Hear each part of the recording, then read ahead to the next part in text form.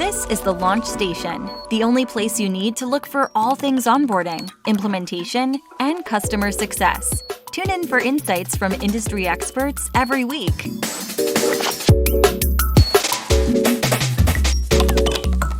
Hey everyone, this is Sri. Welcome to another episode of the Launch Station. Every show, we speak with top professionals and thought leaders about all things customer onboarding, implementation, and customer success. Today, we have with us Kristi Faltorusso. She's in the top 25 customer success influencers list from 2020, and I'm sure many of you already probably follow her on LinkedIn if you're in the customer success world. Kristi is a seasoned leader. She's built and transformed customer success organizations and hyper-growth B2B SaaS companies like Sisense, BetterCloud, and IntelliShift. In addition, she's also the founder of CS Real Simple, which is an initiative to simplify customer success for execs and customer success leaders. And today, we're going to talk about Kristi's new model for kickoffs. Our topic is rethinking your kickoffs with the Partnership Kickoff Model. Welcome to our show, Kristi. Thank you so much for having me. I'm really excited about today's conversation. I think it's going to be a good one. So, Kristi, I've been amazed to see the quantity and quality of thought leadership content that you seem to put out on LinkedIn on a consistent basis. Has this been like one of your goals for 2021? Yeah, so, last year, I definitely started to put out more content, I think, as we were going through the pandemic, and there was a need for, bringing the community together, right? So there was a lot of conversations happening, especially on LinkedIn. And over the year, I watched my connections grow significantly to nearly 20,000. And so I did a poll earlier this year and I said, well, what kind of content do you want me to be putting out?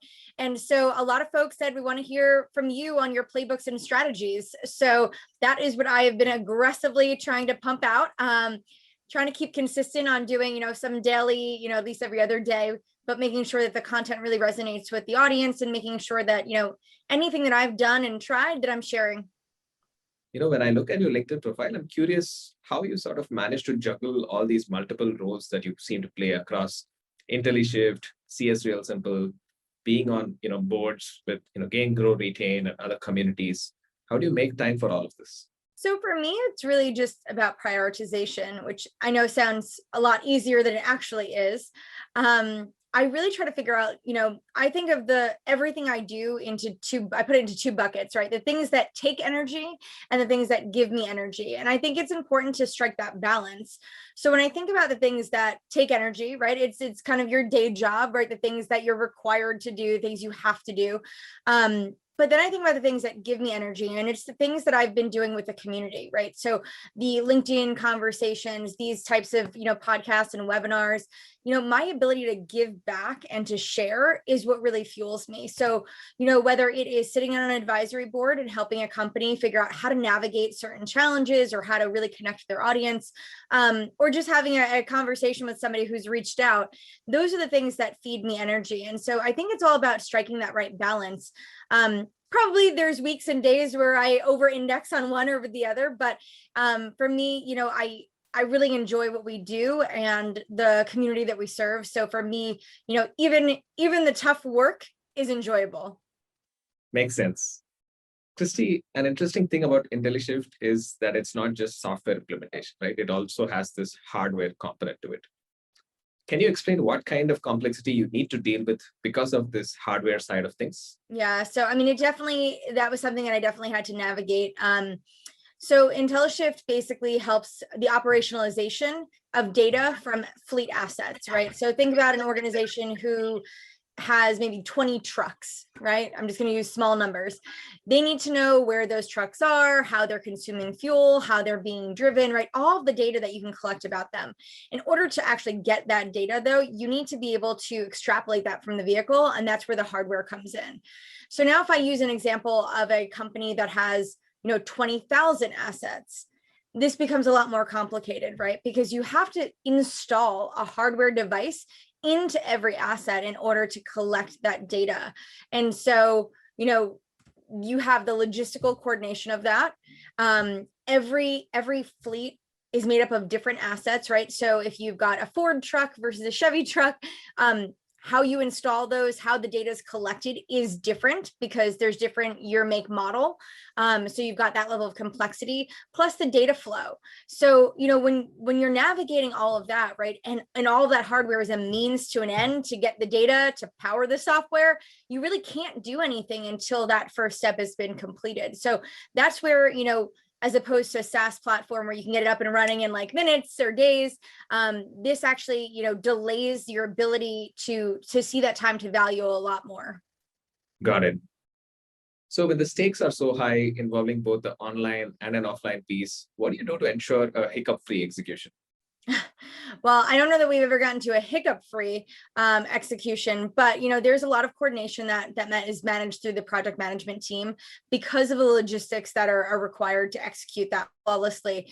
It takes an army, honestly, of installers, project managers, IT folks. So there's just a lot of things that you have to make sure that you really understand. And then it's the proactive orchestration of that, right? Once you've done it a couple times, you start to figure out what are the things that you need to do. But like I said, because of the uniqueness of every fleet and the data that they want to bring in, every deployment is a bit different. So you're faced with unique challenges all the time. So is the complexity of what you have to deal with what got you thinking about a new model for your kickoffs? Can you tell us a little more about the genesis of this partnership kickoff model? So, the impetus of this has really just been throughout my career. What I've noticed is that organizations go straight from sales to this onboarding kickoff, right? Where I feel like, wow, there's a really big missed opportunity, right? Where you've got an executive who's just signed off on a contract, you've got this momentum in organization, but you fail to have a really productive conversation to help set the table for what the partnership will look like over time. And so that was really the mind shift there. I don't think that it was unique to IntelliShift. I don't think that it was unique to any one company. It's just what I've observed over years, and even talking to my peers and colleagues, right? They go from handoff to onboarding, and it's like, sure, that makes sense, but there's something in between that I think could really drive better alignment between the two parties over time. Got it. So I'd assume that this was like a version of an onboarding kickoff, but looks like it's much more than that. Can you walk us through what the partnership kickoff model really is? Yeah. So, really, this is what I would say is your first business review with a company. So it should be an executive level conversation. You should be prepared with visuals to kind of guide the discussion and have a very clear agenda and objective. And it could look different in every organization. But the purpose of this is really to level set and to reset on expectations for the partnership moving forward. So, I kind of break it down into a couple buckets where, you spend time aligning on the business, and this is where you have an opportunity to talk through what does their business do? Who are the customers that they serve? What does their competitive landscape look like? How do they make money? Right. So just really making sure that you truly understand that customer. I always say if you've had a good handoff with the sales team, you should be coming in with some information to guide the discussion. And you should just have them confirm or add additional context where they think it's going to be valuable in guiding the discussion, the partnership over time. The second thing that I like to anchor on is the actual subscription. I can't tell you how many times that I will work with a customer and they will say, well, hey, Bob in sales told me that your product does X, Y, and Z, and I don't see that here. And it's because a lot of times in the sales cycle, right, the sales team will show everything the product does, everything it can do, but that doesn't mean that that's necessarily what the customer purchased. And so because there is sometimes that disconnect, it's important to really just reset and say, here's everything that our solution offers. Here's everything that you purchased. Here is what you don't have access to today. And I will tell you, just by doing that and setting the table and the conversation in that framework, what we've done is we've actually uncovered and gotten ahead of things that could have been a little tricky later down the line. We've also got an opportunity to tee up some upsell and growth conversations, because now you've got an executive who may not have been part of a conversation or a demo, who didn't know what you did. And now they're seeing a full picture. And they're like, well, hey, this is actually, that could help us solve for this. So I found that actually spending that time there really helps us, mitigate risk and uncover greater opportunity later down the line. The third component of this I had is really what the partnership looks like from our end. So this is an opportunity to introduce our customer journey, right? And the prescriptive nature in which we engage with our customers, introduce the account team, talk to them about what they can expect from the partnership over time. I definitely also like to introduce surveys during this point because I try to make sure that we've got that engagement long-term. But I think it's a really good opportunity to show them what they are walking into, right? From both the company and the partnership perspective. The fourth step that I have is usually going to walk them through onboarding, right? So now this isn't the onboarding kickoff, and most companies, and I still would say you should probably have a proper onboarding kickoff because you're going to get into a lot more detail there. But this is a great opportunity to just introduce what they can expect over the next couple of weeks or months, depending on how long that takes. So again, setting the table, setting expectations, making sure you've got access to the right resources, talking through any technical requirements and things of the like. And the last component of this is obviously just Q&A and next steps. You want to always make sure that you're leaving time to answer any questions, right? Address anything that's outstanding, obviously any concerns that might have arisen, and then make sure that they're clear on what happens from that point on. So, I've kind of broken it down into those 5 buckets. There's a lot that you can unpack in all of those areas, but I found that this 5-step framework really helps to set the appropriate conversation to get the partnership kicked off the right way.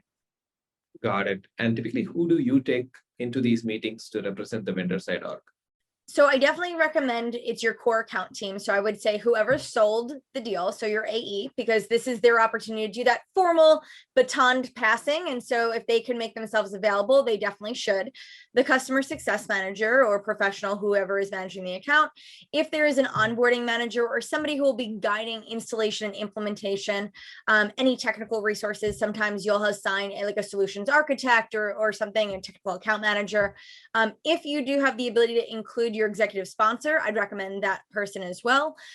So it really does depend. I know that not everybody has the bandwidth to bring everyone onto an hour-long conversation, but I do think that if you are going to invest your time anywhere, this is probably one of those points in time that it would serve you well. So, for us, it is a priority for all the people that we do invite to the conversation. And obviously the larger the account, probably the more people we'll bring to that conversation because we know that they will likely be bringing a lot of folks as well, right? So it's also trying to mirror it. I don't want to bring 10 people from my side if there's only one person from their organization. So really understanding who we can get from the customer's organization to be present. Obviously, we ask an executive to come. We ask for the day-to-day contacts and some other folks. But as long as we've got a good handle on who is attending from the customer side, we try to mirror that from our end as well. So Kristi, has this required any sort of retraining for your teams, to be able to have those business alignment conversations? Or is it similar to other business review meetings that happen anyway? I think because during this conversation, we do spend some time anchoring on their goals and their business objectives, which is probably not something that my team now or in the past has spent a lot of time doing upfront, right? Sometimes you'll hear customer wants to do X and that's passed over from the sales team, but really diving deep with your customer to help understand how exactly they're measuring success with the partnership, right? What does their business transformation need to look like in terms of their KPIs? So I would say that that's probably the trickiest part because often your customers don't know what they don't know. And so they know they need your solution, right? But it's probable that they haven't thought through how they're going to measure that or what exactly the outcome needs to be. So that probably takes a little bit of coaching. And that's probably been an area we've had to spend some time with the team to just coach and enable them on how to get there with the customer. Got it. That's interesting, Kristi. And I'd expect any conversation that involves execs to have its own upsides and downsides. For example, just in terms of expectations, right? So how do you manage these expectations? I was also curious if you insist that the customer side execs actually attend this kickoff meeting. Yes. So we can't kick off without an executive stakeholder. And that's why I said it is so critical that we move quickly. And so while you've got the momentum from the execution of the sale, moving into that conversation, right? There's a series of steps that take place, some with the customer and some behind the scenes, but that all has to happen relatively quickly so we can get this meeting locked down. But we do make it clear, like this is our partnership kickoff, and these are the required attendees on the customer side in order for us to effectively move forward. I don't think that we've ever gotten any pushback where an executive wasn't present. I will say that there are varying degrees of how involved they are in the conversation, but they always show up. And do you have any playbooks on how you manage the expectations with these execs during these meetings? I mean, I think it's all about, teeing up the framework of the conversation effectively, even before the call, right? So I always talk about setting the appropriate agenda, but then also setting the appropriate objective for the meeting as well. So like I said, this is an opportunity for us to make sure that we're tightly aligned. If the customer does have an expectation that perhaps was set during the sales process, this is our opportunity to hear it and then navigate that, right? In some cases, I will tell you, our customers will come to that conversation with very unrealistic expectations around how long it should take to complete onboarding or installation or implementation. And so it really is our opportunity to explain to them what's involved, right? How we execute, how we go about managing and orchestrating all of that. And so, I think it's all about communication, right? And answering their questions effectively and directly. And if you can't do something, not necessarily a hard no, but helping them understand what is possible. And listen, at the end of the day, if your salesperson misset some expectations during the sales process or made some commitments, this is where the handoff is so key, because you need to know about that going into the discussion so you can effectively navigate that. That's great, Kristi. So what's the typical duration of these meetings? You talked about these 5 steps. So how long does it take to get through all these? I think the fastest we've ever done it is 45 minutes. And that's usually with a smaller company where there's not a lot of complexity, or they've only bought a couple of our modules. So it's a pretty quick or smaller or lightweight deployment, up to 90 minutes. And those are ones where there's a lot of there's a heavy SOW with large scoping and technical requirements, where sometimes they'll, tend to go down a little bit of a rabbit hole, just making sure that everyone is very clear on what needs to be delivered in that regard. So it depends. We typically set 60 minutes, but when we do give the agenda and the objective in advance, the customer will sometimes ask us to extend. But a little pro tip that we always do is we always pad the meeting. So even though we send an invite for 60, we always book 90 on our calendars, so that way we've got the buffer, because we have had customers say, oh, well, yeah, I can run over, right? And so we never want to run into a situation where we're running late to another customer meeting or anything like that. So our way of managing that is we always book 90, we set it for 60, and if it runs over, we've got the time. That was very informative, Kristi. And now we move to our next section of the podcast, which is the rapid fire section. Are you ready? I am. All right. Here's the first one. What's one book that you would recommend to folks in customer success? The Outcome Generation by Paul Henderson. It is probably one of my favorite, and probably one of the books that shifted how I thought about customer success and really kind of operationalizing the model in a way that very heavily anchored on outcomes. So that is a must read for anybody who hasn't read it. That definitely sounds like a good one. What's one piece of advice that you've been given that you've sort of carried with you throughout your career? I just did a post on this, but I'm going to say and stick with, it's okay to say no. I think in customer success and the persona of the folks that operate in this environment, right? We're yes people, right? We're people pleasers. We want to do everything, whether it's for our customers or our peers and colleagues and friends. And so that was something that was typical of me. I wanted to say yes to everything. And all it did was set me up to fail. So it took a lot of me learning that it was okay, right? I'm still a likable individual and I'm still very helpful, but I needed to prioritize and take control of my time. And sometimes that meant saying no. Here's the next question. What's one professional skill that you would like to add to your list of skills in 2021? I'd love to learn Excel.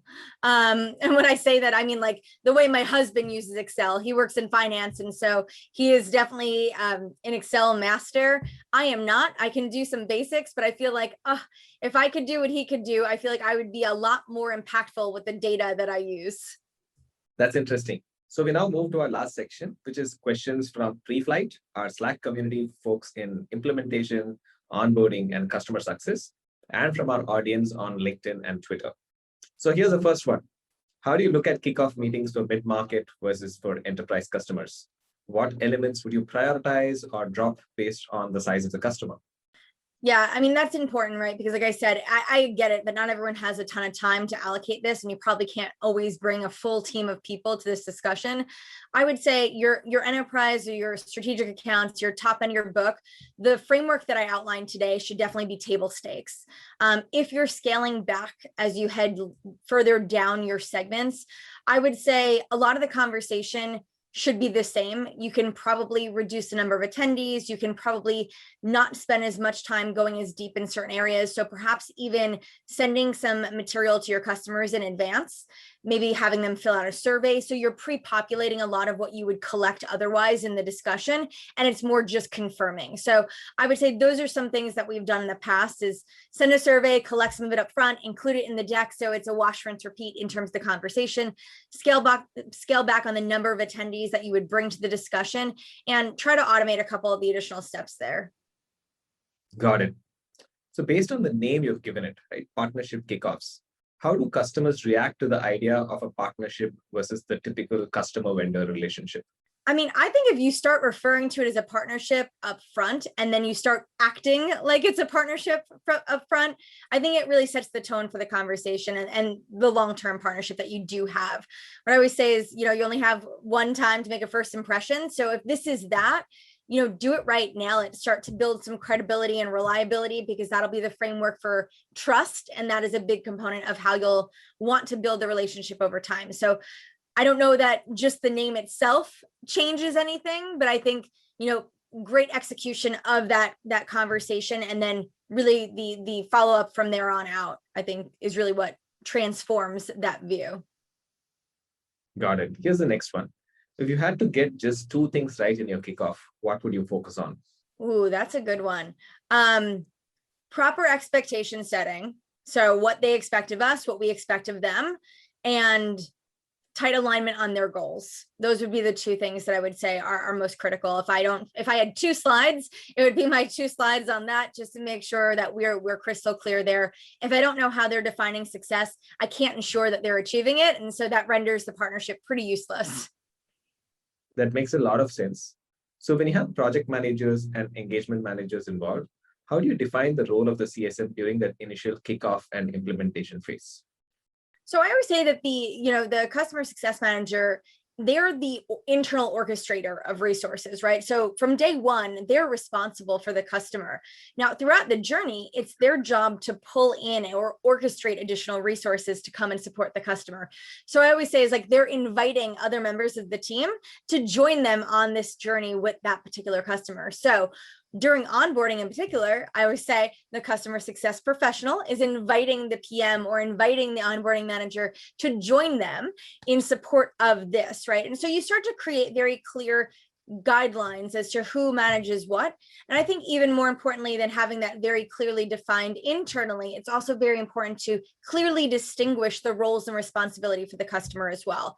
But your CSM should be that person who orchestrates and ultimately is responsible or accountable, rather, I should say. They may not be responsible for the execution, and that's where these other roles come into play. Okay. And you talked about how CSMs must be held accountable.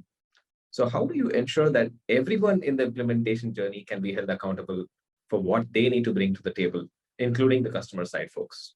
So I think this goes back to setting those proper expectations from day one, right? So because everyone has very clear understanding of what their roles and responsibilities are, I think it's very easy to hold people accountable to it. You just have to have certain milestones or metrics in a way to make sure that you can measure these things, right? So if your CSM is responsible for, collecting certain information before onboarding can commence, right?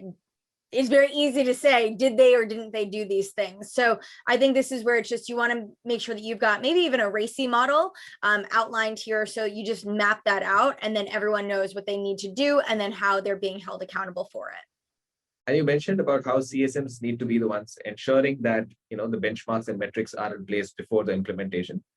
Have you faced scenarios with customers where they struggle to get you the data? And what do you do in such situations? So that happens all the time. Like I said, probably goal setting is the hardest thing that we do with customers in a lot of cases. So what I always say is we introduce the concept in the partnership kickoff and we do our best to get as close as we can, but it is not uncommon that we'll have to go back and have just this sole session on goal definement, right? So what'll happen in those instances sometimes is that we will have the onboarding team start to pick up, right? And they are starting the onboarding journey. But in parallel, you've got the CSM who might be working with the executive stakeholder and the day-to-day lead just to really nail down those goals, because we do tell them, like, this is how we measure the success of the partnership. So we have to get there. And it does take a lot of coaching. And this is where I said, if I'm spending time enabling my resources a bit better, it's how to have this conversation, how to get them to understand these types of metrics, but then also getting to the data, to your point. A lot of times you don't have a baseline just yet, right? Many software providers, they're using your technology because they want to do something better than they've done before, but maybe they did it manually and they didn't really have a way to quantify that. So maybe, their first time or their first pass at data will be once they initially get started with you. So maybe you're creating that baseline together. But at the end of the day, everyone buys technology to do something inherently different than they've done before. You just got to get them to articulate what that is and what the repercussions, in a good way, what that would look like. Great answer, Kristi. At times, you may have a champion who sort of loses interest in the project due to changing priorities. How do you monitor and make sure that you're on top of what's happening and that you're engaged with the right champion throughout the course of the implementation? Well, I think this is where that partnership kickoff also helps to set the resources and expectations for those resources for the duration of onboarding, right? So we are very clear, we map out, like, there's always been a slide in all of my decks that says, here's our understanding of the resources that will be supporting this project, right? And so we'll kind of outline them by name, by function, and then by the role that they'll play in the partnership. And then we make sure that we're very clear in helping them understand their time commitment that would be required to properly get this deployed. Now, we always give a benchmark, right? So it's hard to say if it'll be 50 hours of work or 100 hours of work, but directionally, we try to help them understand, here's the cadence of engagement that will be required. And then here's the work that will need to be executed on your end in order for us to move forward and keep advancing the progress and project. At that time, we do also ask, should the project stall or should we get stuck, right? Who would be the best person for us to go to get clarity and understanding? And so usually the executive will raise their hand and say, like, yes, this is a top priority for us. If something's not going well, definitely let us know. And when we memorialize the conversation we've had, that's in writing, right? So we also say, in the instance where this gets stuck or like something goes off track, CSM to contact executive sponsor name, right? And so when you send that follow-up, you're kind of packaging up everything that they've said and almost becomes an unofficial contract that you guys have agreed to.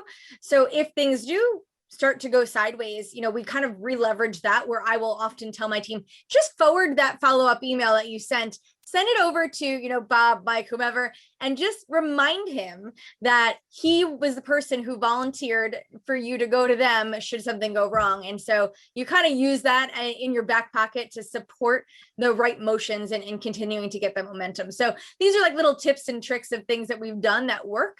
But like I said, getting people to commit to things, not only verbally, but then making sure you've got it documented in writing really helps a lot. That makes a lot of sense, Kristi. We're now down to the last question of the show. What's your advice to new CS leaders? For a new CS leader, I'm going to tell you, just like, progress over perfection, right? Like, chip away at the work that you'll need to do. It's very overwhelming, right? I can make changes to my program, enhance my program leaps and bounds daily if I think about it. But the reality is I can't execute that, not effectively anyway. So you really do just have to pick and choose some of the things that you want to do, and don't try to build something that's perfect. Build something that's better than what you've got in place today. So even if you're going to shift to have this conversation and you don't have a fully vetted deck and you don't have the proper playbooks and you don't have technology to help you deploy this, just guide that type of conversation, right? Maybe include some of these, the questions that I would typically ask in the partnership kickoff, include them in your onboarding kickoff, right? So even just changing your conversation with your customers is a step in the right direction if you can't fully deploy a new milestone or activity like this. Awesome. Thank you so much for joining us, Kristi. It was great to have you on the show. Great. Thank you so much for having me today. And folks, thanks for tuning in. If you've missed our previous episodes, do subscribe to our podcast and go back and listen to them. And if you aren't part of our pre-flight community, do join us to get more exclusive content on all things onboarding, implementation, and customer success. Thank you.